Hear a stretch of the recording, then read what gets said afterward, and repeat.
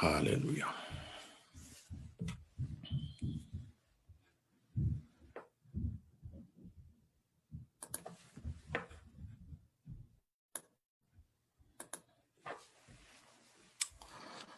Daawwattoota dhaggeeffattoota televezyiinii Mo'aa akkasumas immoo sagantaa soomaaf kadhataa guyyaa 40 kan wajjiniin hordofaa jirtan guyyaa irraa dubbii Waaqayyoo qabadhee gara keessanitti yeroo dhiyaadhu gammachuu guddaa isaatu natti dhageessisa. Har'a nuuf guyyaa 8ffaadha. Torban har'aa kadhannaa keenya jalqabne ammas itti fufaa jirra. Akkuma beektan egaa guyyaa nuyi qabanne walumaa gala guyyaa 40f fuula Waaqayyoo dura turra hamma ganni kun biyya keenya irraa darbee birraan bari'utti fuuldura Waaqayyoo humna haareffachuu, ayyaana haareffachuu, dibata haareffachuu, humna haareffachuudhaan fuuldura Waaqayyoo turuudhaaf erga murteeffannee jireenya keenyaaf qalbii keenya yaada keenya guutummaa guututti yaada Waaqayyoo irra erga kaa'annee kunoogaa amma guyyaan 8 darbeera. Har'a guyyaa 8ffaa irra jirra. Ijoollee Israa'el 12 ilaalaa jirra. Yoo fedha Waaqayyoo ta'e egaa torban kanaa kan ijoollee Israa'el 12 fixnee achi booddee raajota jalqabna. Inni kan raajotaa baay'ee eebba guddaa akka inni ta'e nan amanaa. Isaayyaasii jalqabee hamma Milkiyaasitti gaggabaabsinee raajota 16tu jira macaafa qulqulluu keessaa. Macaafa raajotaa yeroo ilaalu inni jalqabaa Isaayyaasii kaasee hamma Daani'elitti raajota gurguddaa warra jedhaman Isaayyaas, Ermiyaas, Hisqeeliif Daani'el. Isatti aan immoo raajota warra xixiqqaa 12 walumaa gala raajota 16 erga ilaallee booddee xumura irratti ergamoota gooftaa keenya Yesuus Kiristoos 12 ilaalleetu xumurra jechuudha. Egaa akkuma isin beektan fuuldura Waaqayyootti dhufanii Waaqayyoon barbaaddachuu, Waaqayyoon kadhachuun baay'ee murteessaadha jireenya keenyaa fi haala nuyi keessa jirru ammaa kana keessatti. Kanaaf murtee jabeeffannee, mudhii keenya jabeeffannee humna haareffataa jirra. Waaqayyo akkan waa isinii godhuuf miti waanan already isinii godheef akka nuyi kadhannu. Kadhannaan kun kadhannaa injifannooti, kadhannaa moo'ichaati, kadhannaa galataati, kadhannaa eebbaati, kadhannaa ifaati, kadhannaa gammachuuf, kadhannaa nagaati. Maqaa Waaqayyoo kan eebbifame haa ta'u. Waan nu barbaachisu hundumaa Waaqayyo raawwateera. Diina keenyas mo'ateera. Guyyaa har'aatti kan nuyi ilaallu dubbii Waaqayyoo keessaa guyyaa har'aatti kan nuyi ilaallu macaafa qulqulluu keenya macaafa seera uumamaa boqonnaa 49 lakkoofsa macaafa 49 lakkoofsa 16 irra kan jiru 17 irra kan jirudha kan nuyi ilaallu. Daan jedha. Daan gosa Israa'el keessaa akka isa tokkooti. Saba isaaf firdiin baasa. Daan akka bofa karaa keessaa akka mar'ataa daandii bukkee isa laafina kottee fardaa hiddee abbaa fardaa dugda duubaan kuffisuun ta'a. Yaa Waaqayyoo ani fayyisuu kee nan eeggadha jedha. Daan jireenyi isaa kan inni wal qabatee jiru Waaqayyoo ilmaan namootaatiif hin farada kan jedhudha. Dhimma keenya ilaalchisee, jireenya keenya ilaalchisee, haala keenya ilaalchisee, ba'uuf galuu keenya ilaalchisee waan nu barbaachisu jireenya keenya fuulaa fuulatti addaaf addatti Waaqayyo hin farada. Faraduu Waaqayyooti kan nuyi ilaallu gaa. Hin murteessa Waaqayyo. Warri Waaqayyo wajjiniin dhimma qabdan, warri Waaqayyo biraa dhimma qabdan yeroo kana itti siqaatii ergaa Waaqayyoo kanaa qalbiidhaan akkasin dhaggeeffattanan isin afeera. Sanbata guddaa kana ganama tarii warri kaan waldaa dhaxxanii galtanittu, warri kaan waldaa dhaquudhaaf karaarra jirtu, warri kaan qophaa'aa jirtu. Kanaaf ergaa gabaabaan isiniif dabarsuu barbaada. Waldaa keessan dhaqaatii, cumaanis jajjabaadhaa, waldaa keessan deeggaraa, cimsaa, waldaa keessan keessatti humna kadhannaa fi mata duree kadhannaa finiinsaa fuuldura Waaqayyootti kufaa yaada Waaqayyoo barbaaddadha. In kadhanna Waaqayyoo. Waaqayyo Abbaa, Waaqayyo Ilmaa, Waaqayyo Hafuura Qulqulluu. Ganama kana immoo yaa Waaqayyo dubbii kee dhaga'uudhaaf carraa kana waan nu laatteef si galateeffannaa. An garbicha kee sammuu kootiin yaadii, afaan kootiin dubbadhu, ergaa saba keetiif barbaachisu hunduma isaa ati saba keetiif dabarsii. garaa saba keetii banii qopheessi gooftaa koo.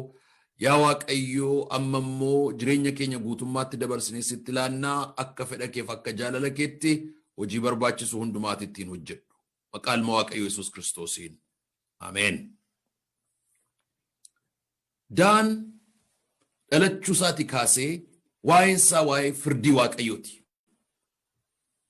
Gaafa dhalatee macaafa seera uumamaa boqonnaa 30 irratti ilaalla jireenya isaa. Boqonnaa 30 lakkoofsa 6 irratti Raaheltu maqaa isaa moggaase. Raaheliifis Waaqayyoo dhugaa anaaf baaseera. Waaqayyoo dhugaa anaaf baaseera. Sagalee himata koo dhaga'ee ilma anaaf kenneera jettee kanaafis maqaa isaa Daanitti moggaafte. Waaqayyo hin farada. Waaqayyo dhugaa namaa hin baasa. Kana jechuun maal jechuudha? Waaqayyo hin faradaa yeroo jennu hiikaa adda addaa qaba. Tokkoffaa Waaqayyo hin farada jechuun iyyata namaa, boo'icha namaa, kadhata namaa hin dhaga'a, hin deebisa jechuudha. Asirratti maal jetti? Waaqayyo dhugaa anaaf baaseera. Akkamittiin? Sagalee himata koo hin dhaga'ee ilmas anaaf kenne jette. Maal jettee himataa turte? Yaa Waaqayyo abbaa manaa naa laatteetta, mana naa laatteetta, gaa'ila naa laatteetta, qeef qabeenya naa laatteetta, garuu ilma naa laanne. Maaliif miidhamaan? Gadameessa hoo qaba, humna hoo qaba, umurii hoo qaba, qabeenya hoo qaba, jireenya hoo qaba, maaliif kun na jalaa hir'ate? Jetteetu himata dhiyeeffatti Waaqayyotti. Iyyata dhiyeeffatti Waaqayyotti. Iyyata kana yeroo Waaqayyotti dhiyeeffattu, iyyata ishee dhaga'ee Waaqayyo kadhannaa ishee deebii kenne. Dubbii Waaqayyoo iddoo kana irratti gaa maali kan nu ilaallu? Hin dhaga'a, hin deebisa. Waaqayyo hin dhaga'a, hin deebisa. Hin farada jechuun Waaqayyo hin dhaga'a, hin deebisa. Waan hir'ate, waan karaarraa gore, waan qajeeltoo hin taane, waan qajeelummaa hin qabne, waan gaarummaa hin qabne Waaqayyo hin ilaalaa, hin deebisas. Iddoo kana irratti yoo ilaalle waa'ee jireenya Raahel keessaa yoo ilaalle waan qajeelummaa dhabeetu jira. Mana Raahel keessa jaalalli jira. Mana Raahel keessa qabeenyi jira. Mana Raahel keessa nagaanis jira. Garuu mana Raahel keessaa wanti dhibe inni guddaan tokko ilma mucaatu dhibe, sagalee mucaatu dhibe. Isa kana himatti gaa jireenya keenya keessaa wanti karaarraa gore maayin? Wanti qajeeltoo ta'uu dadhabe, wanti qajeelaa ta'uu dadhabe, wanti sirrii ta'uu dadhabe, wanti toora isaa gadhiise, wanti karooraaf karaa isaa gadhiise, wanti ta'uudhaa hin malle kan ta'e maalin? Iddoo nu itti miidhamne, iddoo nu itti jireenyi keenya gadde, gaabbe, aare, dheekkame, sodaate, boo'e, yaadda'e, ifate, Waaqayyo isa hin arga. Warra isa qabatanii fuuldura Waaqayyotti himata himatanii fi hin farada Waaqayyo. Hin farada jechuun maa jechuudha? Hin dhaga'a, hin deebisa jechuudha. Kanaaf maqaasaa Daan jetteetu moggaafte. Hammattee deebii kadhannaa ishee harkatti qabattee hammaarrattee baadhatteetu hin farada jette.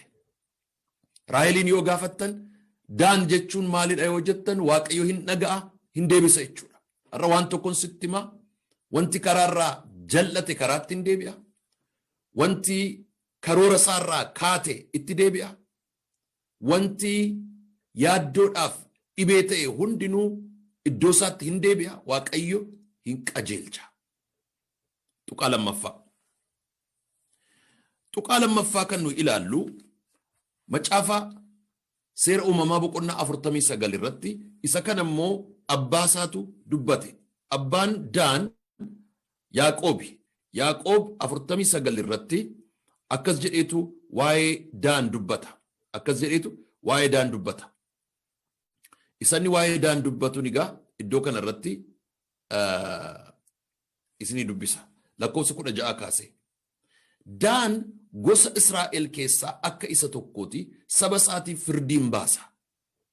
Akkamittiin baasaa yoo jettan diina rukuteetu baasa.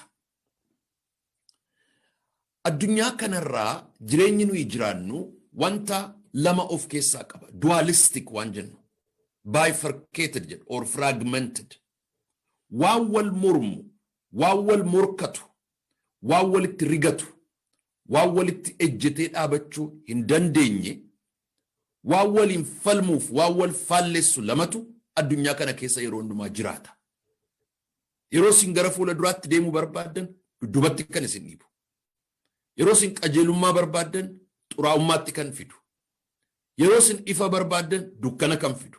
Yeroo isin jaalala barbaaddan jibba kan fidu. Yeroo isin eebba barbaaddan abaarsa kan fidu. Yeroo isin nagaa barbaaddan jeequmsa kan fidu. Humni faallaa ta'ee addunyaa kana keessa waliin jiraata. Afurri qulqulluunis, afurri seexanaas addunyaa nuyi har'a jiraannu kana keessa jiraata. Fooniif afurris wal morkataatu jiraata. Kanaaf Waaqayyo gaafa faradu diinarratti moo'icha namaa kenna. Akkas jedhaga akkamittiin moo'icha kennaa fi jennee yoo gaafanne yeroo Waaqayyo diinarratti moo'icha namaa kennu akkaataatti Waaqayyo moo'icha namaa kennu sana beekuun baay'ee barbaachisaadha. Innis immoo hubannaa namaa kenneetu moo'icha namaa kenna. Yeroo baay'ee namoonni akkan diina koo moo'adhuu fi humna naa dabaleedhu. Waaqayyo garuu akka nuyi diina keenya moo'annuu fi humna otoo hin taane ogummaa nuuf kenna. Humni ogummaa malee galmaan ga'uu hin danda'u. Akkas jedhaga. Daan akka maaliitedha?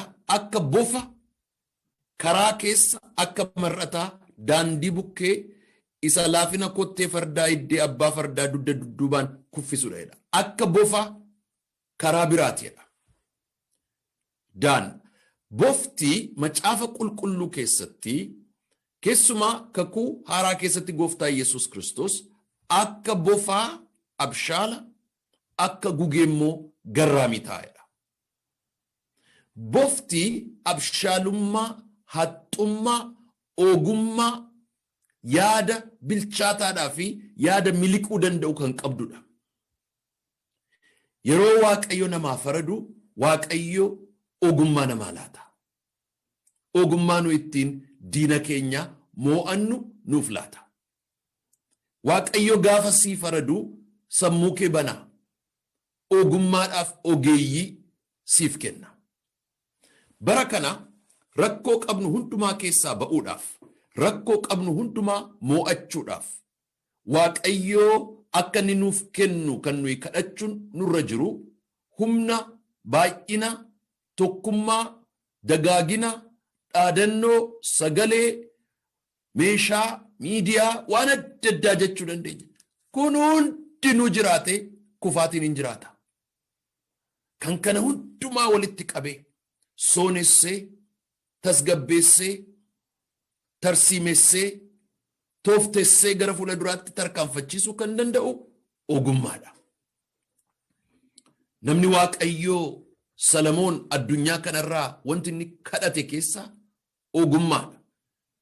Mootonni Israa'el addunyaa kanarratti iddoo gurguddaa seenaan isaanii kan inni qabatee ture bara Daawitiif bara Salamooni.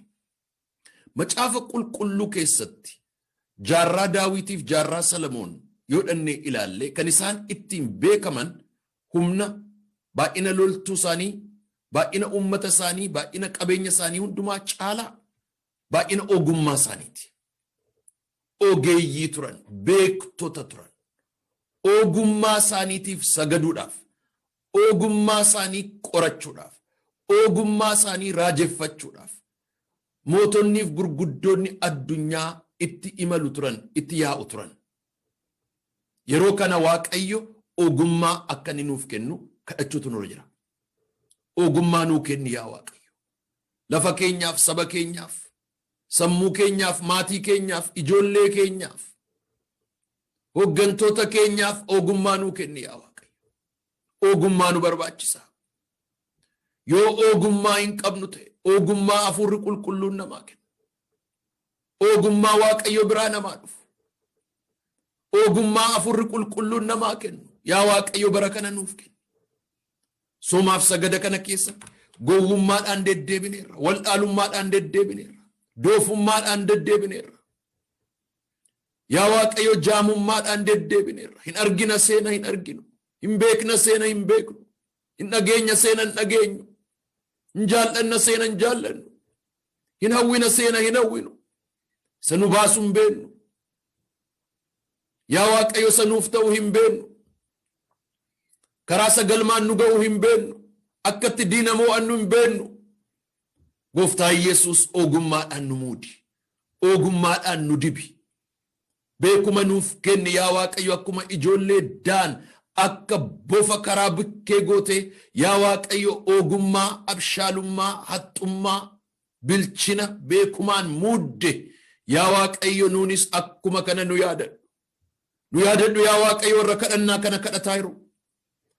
Ogummaa yaa Waaqayyo yooti namaa laatte, sammuu namaa yooti bante, hafuura namaa yooti bante yaa Waaqayyo ogummaan sun hin dhufa. Ogummaan ogummaa caalu Kiristoosi. Ogummaan ogummaa caalu ilma Waaqayyo beekuudhaaf amanuudha. Ogummaan ogummaa caalu duuka buutuu Gooftaa Yesuus ta'uudha. Nuu kenni yaa Waaqayyo. Nuu kenni yaa Waaqayyo ayyaana. Nuu kenni yaa Waaqayyo amantaa. Nuu kenni yaa Waaqayyo ogummaa. Maqaa Gooftaa Yesuus Kiristoosiin. Sagantaa kadhannaa waan ta'eefin ergaa koo keessas yeroo kadhannaa afurri qulqulluun fidu hin kadhannaa. Sadaffaa Waaqayyo hin faradaa gaafa jennu inni jalqabaa hin dhagaa hin deebisa. Inni lammaffaa ogummaa, haxxummaa, abshaalummaa, beekuma dandeettii hin kenna. Inni sadaffaa Waaqayyo gaafa faradu diina kee dugdaan kuffisa. Diina kee dugdaan yeroo inni kufee lafa dha'u argita. Isa kana irratti Daan dubbii Waaqayyo keessatti maal jedha seenaansaa? Daan akka bofa karaa keessaa akka mar'ataa daandii bukkeeti.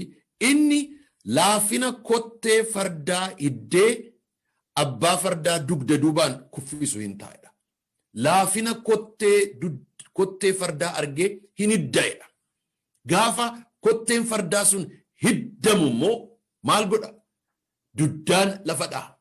Amma gaa yoo haayiraarkii warra fardaa ilaallee gararraa isaaf abbaa fardaatu ta'a. Mataa isaarra gonfootu jira, harka isaarra eebootu jira, bitaa isaarra gaachanatu jira, fe'ateera, humna qabaa, kophee qabaa, irra taa'ee jira, kooraa qabaa, fardi jira, humni jira. Garuu abshaalli bofaa eessa hidditi? Eeboonsaas, gaachannisaas, kooraansaas, kopheensaas, gonfoonsaas, qoloonsaas akkuma jirutti ta'etu jiru. Miidhaginni shaasharri fardichaas akkuma jirutti miidhageetu jiru. Humni fardichaas akkuma jirutti jiru. Abbaan ogummaaf abshaalummaa kotteesaa iddoo laafaa hidditi. Yeroo sana fardichi abbaa fardaa dugdaan lafaan dhaa'edha. Argitanii hojii Waaqayyo. Gaafa Waaqayyo moo'icha namaa kennu aleellaa gurguddaa, gungummii gurguddaa, sagalee gurguddaan hin dhaga'amu. Iddoo fagoodhaas hin dhufu. Laafina diinaa kan beeku isa. Iddoo laafina diinaa kan hiddu isa. Diina kan duddaan galagalchus immoo isa. Sana booddeen baqattu, hin rifattu, hin yaaddoftu. Si warri sagalee kana dhageessan. Diinni keessan Lucifer, Seexanni, Diiyaabiloos, Gaaneen ofii isaatiif maccasaa fe'ate weerersuu, yaaddessuu, sodaachisuu, barbadeessuu, balleessuudhaaf yeroo hundumaa nutti hin fiiga. Moo'icha kan nuuf kennu garuu afurri qulqulluun kottee diina keenyaa iddoo laafina isaa rukuteetu addaan lafa dha'a. Ribaa gaalabaa doonaa maasiyaa. Maqaa ilma Waaqayyoo Yesuus Kiristoosiin. Maqaa ilma Waaqayyoo Yesuus Kiristoosiin. Lafa keenya dhaloota kana kan shororkeessitu, barabaraan kan sodaachistu, kan dhiigsitu, kan ajjeestu, farda fe'attee olii gadi kan eddeebtu, ergamaan du'aa, ergamaan shororkaa, ergamaan sobaa, ergamaan jal'inaa, ergamaan jeequmsaa, ergamaan of tuulummaa, ergamaan tuffii, ergamaan diinotaa maqaa ilma waaqayyoo Yesuus Kiristoosiin yeroo kanatti duddaan kan lafa dha'e haa ta'u. Haalleluuyaa. Maqaa waaqayyoo kan eebbifame haa ta'u. Diinni kee lafa dha'eera. Hafuura qulqulluun lafaan dha'e. Gooftaa Yesuus Kiristoostu lafaan dha'e. Ayyaana waaqayyootu lafaan dha'e. Haalleluuyaa. Hin farada jechuun diina kee lafaan dha'a jechuudha.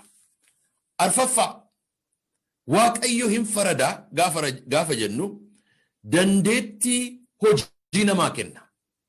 Akka nuyi hojjennee nyaannuuf, akka nuyi hojjennee nagannuuf, akka nuyi hojjennee of dandeenyuuf, akka nuyi hojjennee ofirraa hafnuuf gaafa waaqayyo faradu dandeettii hojiif buddeena walitti qabeetu namaaf kenna. Seera ba'uu boqonnaa 38 irratti waa'ee Daan yeroo dubbatu akkas jedha. Seera ba'uu boqonnaa 38 lakkoofsa 23 irratti waa'ee warra Daan akkas jedha. Seera ba'uu 38 lakkoofsa 23. Kunoo asirra jira. Ahooliyaab ilmi Ahiisamaak gosa Daan keessaa inni waan qirixee bifa itti baasu uffata quncee talbaarraa boffee bifa waaqaa boffee kenname sun hundumtuu isa akka madaallii godoo qulqullaa'aatti akka kiiloo giraamii 1,000 boffee bildiimaadhaan kuulan miidhegsee hojjetu isaa wajjiniin turedha. Hojjechuu miidhegsee bifa bifaan halluudhaan kutaadhaan garee isaatiin kaatagorii isaatiin kilaasii isaatiin kwaalitii isaatiin staandardii isaatiin hojjechuu danda'a. Ogummaa hojii kennaaf. Waaqayyo gaafa saba tokkoof biyya tokkoof dhaloota tokkoof faradu dandeettii hojii kennaaf. Kadhanna gaama. Maqaa ilma waaqayyoo Yesuus Kiristoosiin dandeettiin hojii, ogummaan hojii, beekumsi hojii, afurri hojii, qajeelummaan hojii, qajeeltoon hojii, kallattiin hojii dhaloota keenyaaf saba keenya irratti kan dhangala'e haa ta'u. Yaa waaqayyoo hojii nama barsiistaati. Hojii miidhagaa, hojii qajeelummaa, hojii gaarummaa, hojii injifannoo nama barsiistaati. Yaa waaqayyoo akkuma ijoollee Daan barsiiste. Baay'ee na gammachiisa lakkoofsa 23 irratti. Bildiimaadhaan kuulaan miidhegsee hojjetu isaa wajjiniin ture. Miidhegsee hojjeta. Gaafa gurguru gatii guddaa baasaaf bareechee hojjeta. Maqaan waaqayyoo kan eebbifame haa ta'u. Skiilii namaa kenna. Taalentii namaa kenna. Waan namni ittiin beekamu, waan namni ittiin jiraatu, waan namni ittiin nyaatu, waan namni ittiin duroomu. Maqaa Yesuus Kiristoosiin warri televezyiinii mo'aadhaanis intarneetiidhaanis dhaggeeffattan harka keessan waaqayyo dandeettiidhaan dandeettii yabbuu ta'e dandeettii miidhagaa ta'e waan isin itti buutan akka inni duroomuuf akka inni miidhaguuf waaqayyo gaafa achi faradu isa namaa kenna. Diinni kee taa'ee kajeelaa, diinni kee taa'ee abjoota, diinni kee taa'ee watwaata, diinni kee taa'ee hawwa dharraa hinaafaa. Ati garuu gara fuula duraatti tarkaanfatta. Waaqayyo dandeettiidhaan si muudeera waan ta'eef. Shanaffaa waaqayyo gaafa namaaf faradu humna haaraa namaa kenna. Isa kana immoo seera keessa deebii boqonnaa 33 lakkoofsa 22 irratti nutti hima isa kana. Lakkoofsa 22. Waa'ee Daan immoo jedha. Isa kana Museetu dubbate.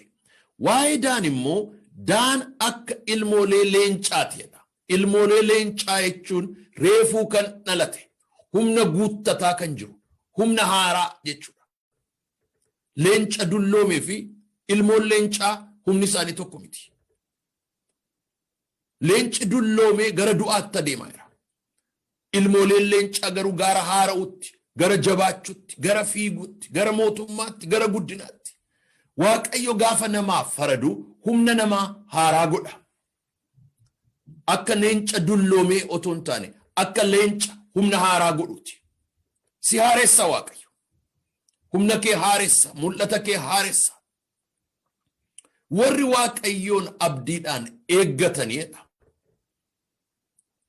eegumsa waggaa 70 biyya gabrummaaf biyya baqaa biyya hiraaraaf biyya rakkinaa Baabiloon keessatti erga eeggatanii booddee yeroo Waaqayyo gaafa dhufee Waaqayyo faradu humni isaanii hin haareffamaedha. Humna keenya haareessa Waaqayyo.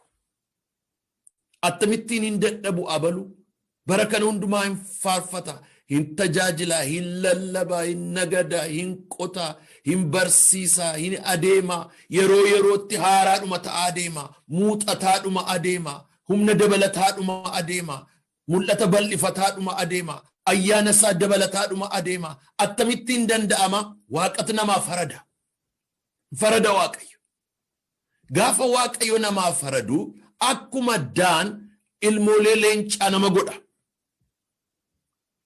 Ilmoon leencaa sun guddataata adeema. Karaaf karoora tarreef tarsiimoo guddinaa irratti nu diriirsa Waaqayyo.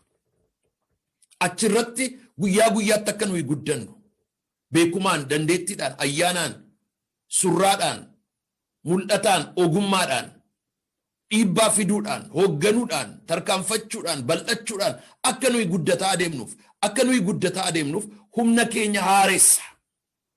Humna kaleessaatiin gaara har'aa dhiibuun hin danda'amu. Humna kaleessaatiin rakkina har'aa mo'achuun hin danda'amu. Humna kaleessaatiin diina har'aa injifachuun hin danda'amu. Waaqayyo humna namaa haareessa. Maqaan Waaqayyo kan eebbifame haa ta'u. Humna haaraa namaa kenna jechuudha. Egaa gara dhumaatti yeroon dhufu gara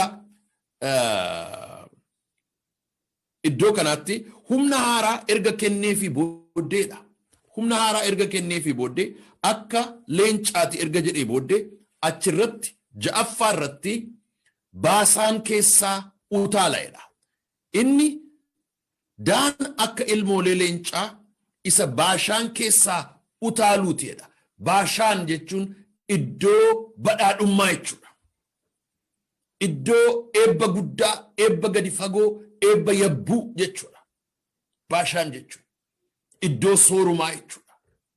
Iddoo itti horiin nyaatee furdatu, iddoo itti bushaayeen baay'atu, iddoo itti reettiiniif hoolaan wal horu, iddoo itti ijoollee xixinnoon fiiganii burraaqanii bishaan keessa daakanii, iddoo nama gammachiisu, iddoo jireenyaaf ta'u, iddoo Roobeel Daaniif ijoollee Efreemiif laatame, iddoo ija godhachuuti. Iddoo sana keessaa nama jiraachisaidha. Waaqayyo gaafa faradu uffata hiyyumaa, jireenya hiyyumaa, qalbii hiyyumaa, deddeebii hiyyumaa namarraa baasa. Hiyyumni eebba Waaqayyoo miti. Hiyyumni immoo hiree ilmoo namaatii fi shoora ilmoo namaas miti. Waaqayyo kan inni nu uume hiyyumaan dhalannee hiyyuma keessa akka nuyi jiraannuuf miti. Kaayyoon Waaqayyoo ilmoo namaatiif maal akka ta'e namoonni baruu barbaadan dhaqanii seera uumamaa boqonnaa 1-2 dubbisuu danda'u. Achi keessatti akka nuyi jiraannu kaayyoon Waaqayyo. Jireenya beela hin qabne, jireenya dheebuu hin qabne, jireenya qorra hin qabne, jireenya bulluqa hin qabne, jireenya hanqooqqii hin qabne, jireenya waraana hin qabne, jireenya jeequmsa hin qabne, jireenya gabrummaa hin qabne, jireenya gadaantummaa hin qabne, jireenya tasgabbiif aara galfii akka nuyi jiraannudha. Gaafa Waaqayyo namaaf faradu hafuura hiyyumaa namarraa dhaa. Gaafa Waaqayyo namaa qaqqabu seenaa namaa jijjiira. Warri missionarii fi warri wangeela lallaban yeroo biyya keenya dhufan kan isaan fidanii dhufan macaafa qulqulluu haa ta'u iyyuu malee macaafni qulqulluun sun garuu waan baay'ee baatee dhufe. Inni jalqabaa ayyaana Waaqayyoo jireenya du'aarraa gara jireenya haaraatti nu dabarsu fidee dhufe. Firdii Waaqayyoo jalaa kan nu baasu, araara Waaqayyoo isa karaa ilma Waaqayyoo Yesuus Kiristoos argannu nutti hime. Erga isaan fayyinee booddee immoo barumsa fidee dhufe. Jireenya foonii eebbisuu dhufe. Akkuma ijoolleen Zaabiloon fooniinis hafuuraanis eebbifaman. Wangeelli gaafa dhufu fooniinis hafuuraanis nama eebbisa. hiyyoomanii kadhatanii cittaa'anii uffata cicciramaa uffatanii namaa gadi ta'anii waan nyaatan dhabanii waan dhugan dhabanii lafa jiraatan dhabanii mana keessa bulan dhabanii deddeebi'uun fedhaaf kaayyoo waaqayyo ilmoo namaatiif qabu miti. Didi isa kana, abaari isa kana, balaaleffadhu isa kana, ifadhu isa kana maqaa Yesuus Kiristoosiin. Waaqayyo gaafa namaa faradu dirree Baashaan namaa kenna. Baashaan keessaa utaala Daan jedha. Hin faradeef waaqayyo. Gaafa waaqayyo namaa faradu qilleensa eebbisa, lafa eebbisa, albuuda eebbisa. Hin eebbisa waaqayyo. Waggaa lama dura Illinois, State of Illinois gara naannoo magaalaa Chicago tajaajilaaf dhaqeen ture. Achitti lafan qubadhee magaalaan qubadhee Chicago irraa achi hiixuudha iddoo qonnaati. Qotee bulaa Ameerikaanii tokkotu na waame achittan boqodhan ture. Boqochaa tajaajilaa iddoo hirriba kootii yeroon ka'ee foddaa banee ilaalu lafa qonnaa iji namaa argee fixuu hin dandeenyedha. Akkasnaan jedhe addunyaarraa iddoo qonnaadhaaf ta'u gurguddaa keessaa inni kun isa adda dureessanaan jedhe. Gara caammaa 16 from the top soil about 16 feet deep dark soilitu irra jira jedhe. Midhaan irra facaastee miti jedhe. Maankaadhumaa yoo nyaatte iyyuu si gabbisaadhaan jedhe biyyoonsa. Nutritionist, nutrientii ga'aa qaba, mineraala ga'aa qaba, fertilizerii kan hin barbaanne, yabbuu, qonnaa kan hin barbaanne lafa eebbifamaadha. Dhalootatti darba. Gatiinsaa bara baraan dabalaadhuma adeema. Addunyaarraa qotee bulaan hundumtuu gaafa waa'ee lafa sanaa dhaga'u gororatu afaansaa guutaa. Iddoo yabbuu, iddoo eebbifamaadha. Waaqayyo qilleensa namaa, lafa namaa, bishaan namaa eebbisa. Daaniif gaafa faradu hiyyumaa gara badhaadhummaatti isa fide. Daaniif gaafa faradu cittoorraa gara fayyinaatti fide. Uffata cicciramaarraa gara uffata gaarii uffachuutti fide. Maqaa ilma Waaqayyoo Yesuus Kiristoosiin afurri hiyyumaa, afurri dhabu, afurri gidiruu, waan nyaatan dhabu. Namoonni addunyaa kanarraa waan nyaatan yeroo isaan itti dhaban, yeroo isaan itti hiyyooman, hiyyumni hamaadha. Hiyyumni hamaadha. Dhiyeenya kana nama tokkotu ergaa naaf dhaame. Nama kana kan qabatee kokkeetti qabee gidiraa agarsiisaa jiru hiyyuma. Namni kun maatiidha. Ijoollees qabu. Abbaan manaa asuma biyya Ameerikaa kana keessatti hin hojjetaa argachuu dadhabe, milkaa'uu dadhabe. Hojiin isaa harkaa babbade, nagadni isaa harkaa babbade. Waan inni qabu hundinuu hin dhume. Haati immoo reefuu deessee ijoollee xixiqqoo, ijoollee dhiigaa harkatti baatti. Haala kanaan utuu jiraatanii mana keessa jiraatan keessaa ari'aman. Achi ba'anii steetii kan biraatti geeddaran. Mootummaan akka hin gargaarreef waraqaa ga'aan qaban. Akka fudhatanii nyaanneef horiin kaa'atan hin qaban. Akka hin gargaaramneef namni isaan deeggaru hundumtuu fuulatti galagalche. Hiyyumni gaa dhufee manatti galee mana isaanii duukkaneesse. Xalayaa tokko naaf barreessan. Utuma haala kana keessa jirru immoo koronaa vaayirasiin namicha immoo qabate. Koronaa kanaan immoo gidiraa argee yeroo inni mana yaalaa dhaqee galu achi keessa ciibsan. Haati wajjiniin ciisuu hin dandeessu, dhaqxee gargaaruu hin dandeessu.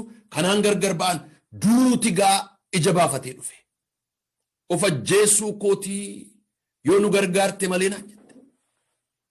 Hin beekuun jara kana ijaanis argee hin beeku, gurraanis dhaga'ee hin beeku.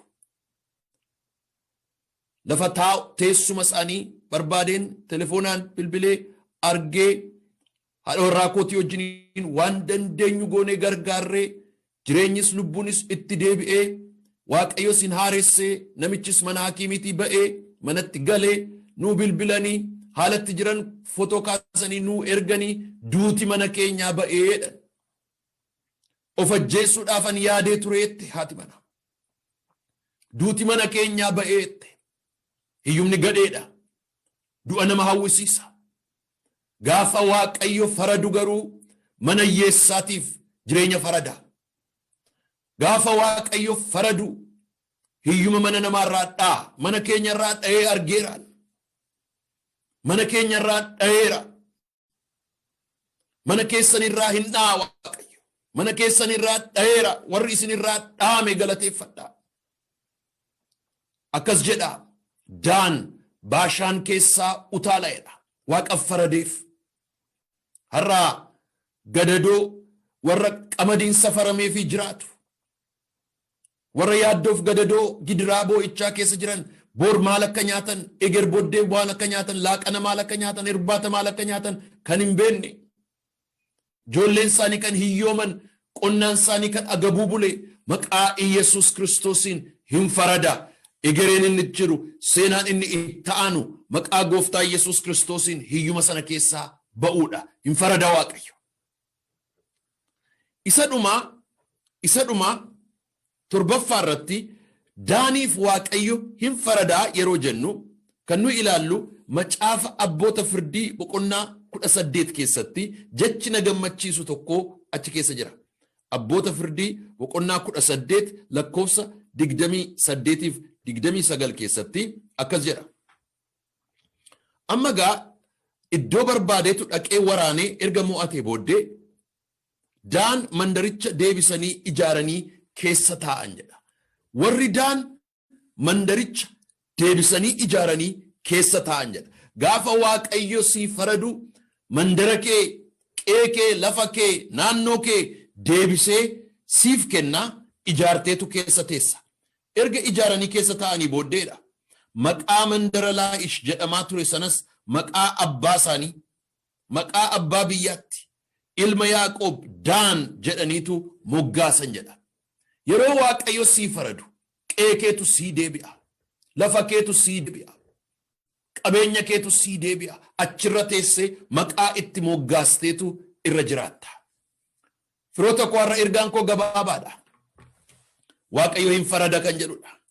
Akkuma Daaniif farade waaqayyo hin farada. Waaqayyo yeroo faradu maal godha?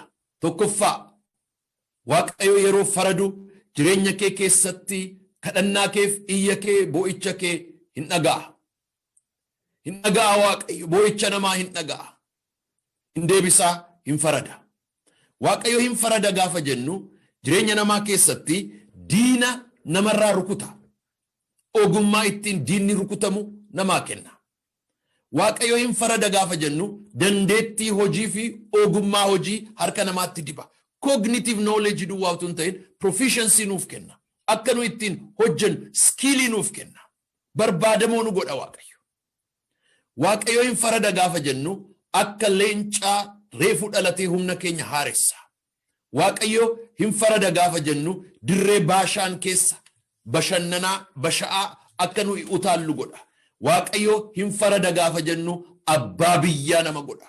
Akkuma ijoollee Daan hojii seera abboota firdii boqonnaa 18 irratti abbaa biyyaa godhee maqaa itti moggaasu. Abbaa qe'ee godhee mana obbo Abaluu akka jedhamu. Qe'ee obbo Abaluu, lafa obbo Abaluu, naannoo kee, mana kee, biyya kee, anis biyyan qaba, anis qe'een qaba, anis manan qaba, anis hojiin qaba, anis jireenyan qaba kan jedhu maqaa sitti godha. Hin farada waaqayyo. Fooniif hafuuraan farada. Waaqaaf lafarratti farada. Har'aaf bara baraaf hin farada waaqayyo. Firdii waaqayyoo warri eeggatan hin argatu. Dubbii waaqayyoo, firdii waaqayyoo warri eeggatan aniidha. Aan jedhe Yaaqoob waaqayyo akka inni faradu nan beeka. Boqonnaa 49 irratti faraduu waaqayyoof qoricha waaqayyoo sanaa nan eeggadha jedhe. Waaqayyo gooftaan koo sagalee kanaan isinaa eebbisu. Bakka jirtanitti ayyaanni, araarri, dibanni waaqayyoo isinii wajjiniin haa ta'u. Maqaa ilma waaqayyoo Yesuus Kiristoosiin torbeen fuuldura keenya jiru torbee waaqayyo nuuf faradu haa ta'u. Karaa dandeetti, karaa ogummaa, karaa nagaa, karaa fayyaa, karaa abdii jireenya bara baraa nuuf faradii yaa waaqayyo. Firdii guddaa nuyi barbaannu garuu isa kana. Lafti keenya Iyeesus Kiristoosiin haa baru. Sabni keenya Iyeesus Kiristoosiin haa baru. Seexana irratti haa faradamu. Hafuura xuraa'aa, waaqa tolfamaa, waaqa gantuu irratti maqaa Iyeesus Kiristoosiin, hafuura Kiristoosiin ganu irratti haa faradamu. Hafuura dukkanaa, hafuura gara jabeenyaa irratti maqaa Iyeesuusiin haa faradamu. Maqaa ilma waaqayyoo Iyeesus Kiristoosiin haa faradamu. Ati qajeelummaa kee, gaarummaa kee, eebba kee, ifa kee lafa keenya irratti dhangalaasi. Annan farada jetta. Firdii qajeelaan si biraa dhufa. Firdii dhugaan si biraa dhufa. Firdiin eebba qabu si biraa dhufa. Mana keenyaaf faradi. Isa fayyina barbaaduuf fayyina, isa qoricha barbaaduuf qoricha, isa buddeen barbaaduuf buddeen, isa hojii barbaaduuf hojii, isa nagaa barbaaduuf nagaa. Yaa Waaqayyo, torbeen kun torbee firdiin kennamu haa ta'u. Firdiin haa kennamu Waaqayyo, firdiin haa kennamu. Maqaa ilma Waaqayyoo Yesus Kiristoosiin firdiin haa kennamu. Ajajni haa kennamu. Eebbi haa kennamu. Maqaa Yesus Kiristoosiin haa kennamu. Daan akkuma Raahel jette, Waaqayyotti nan iyyadhe, Waaqayyo irraa nan eeggadhe, Waaqayyos naa farade, dhugaa koos naa baasette. Yaaqoob ani fayyisuu Waaqayyoo, qoricha Waaqayyoo nan eeggadhe jedhe. Museen hin dubbate yaa Waaqayyoo. Museen hin dubbate. Daan akka leenca haaraadha. Akka leenca reefu dhalateeti Baashaan keessatti nu taala'edha. Yaa Waaqayyoo, faradii nu taalla. Faradiin gammannaa, faradii hin hiikamnaa. Faradii yaa Waaqayyoo hiyyuma keessaa baana. Faradii wallaalummaaf doofummaa, hojii dhabdummaa keessaa baana. Faradii yaa Waaqayyoo qilleensi keenya haa roobu, lafti keenya haa kennu. Faradii yaa Waaqayyoo hiyyumni nurraa haa duguugamu. Faradii yaa Waaqayyoo abbaa biyyaa taana. Maqaa lafa keenya irratti moggaafannaa akkuma ijoollee Daan abboota firdii 18 irratti godhan hojjetanii keessa taa'anii jedha. Yaa Waaqayyo, firdii kee barbaanna. Firdii dhugaa, firdii qajeelaa, firdii qulqulluu, firdii waaqarraa dhufu maqaa Iyeesus Kiristoosiin haa dubbatamu. Dubbiin kee attam nama gammachiisa. Karaa ilma kee Iyeesus Kiristoos lafa keenyaaf bara wangeelaa jedhii nuu faradi. Bara fayyinaa jedhii nuu faradi. Bara ifaa, bara aara galfii, bara jireenyaa jedhii nuu faradi. Bara jireenya bara baraa jedhii nuu faradi. Maqaa ilma Waaqayyoo Iyeesus Kiristoosiin isa kana sitti manneerra. Akka ati dhageessee nuu deebistus immoo amananneerra. Maqaa ilma Waaqayyoo Iyeesus Kiristoosiin. Ameen, ameen, ameen, ameen, ameen, ameen. Gooftaan koo Iyeesus Kiristoos isin haa eebbisu. Sanbata guddaa gaarii isiniif haa ta'u. Egaa ergaa kanaan akkasiin jajjabaattan amantii kooti. Sagantaa addaatiin immoo bor galgala akkuma amaleeffanne galgala 8 p.m. Eastern Standard Time itti kan afaan Oromoo itti fufna. Kadhannaa keenya guyyaa salgaffaa bor itti fufna. Gaad irraa immoo maal baranna? Bor ilaalla. Gooftaan koo Yesuus isin haa eebbisu. Baay'ee akkan isin jaalladhu isin iyyuu beektu. Egaa sagantaa kana waliif daddabarsaa. YouTube irrattis upload goona. Twitter irrattis hin darba. Televizyinii moo irrattis hin darba. Waliif daddabarsaa. Ayyaanni Waaqayyoo isinii wajjiniin haa ta'u. Baay'ee isin jaalladha. Nagaa Waaqayyootiin nuuf bubbulaa. Maqaa Gooftaa Yesuus Kiristoosiin Waaqayyo hin faradaa, firdii isaa hin fudhannaa. Waaqayyo immoo firdii qajeelaa nuuf kenna. Eebbifamaa. Ameen.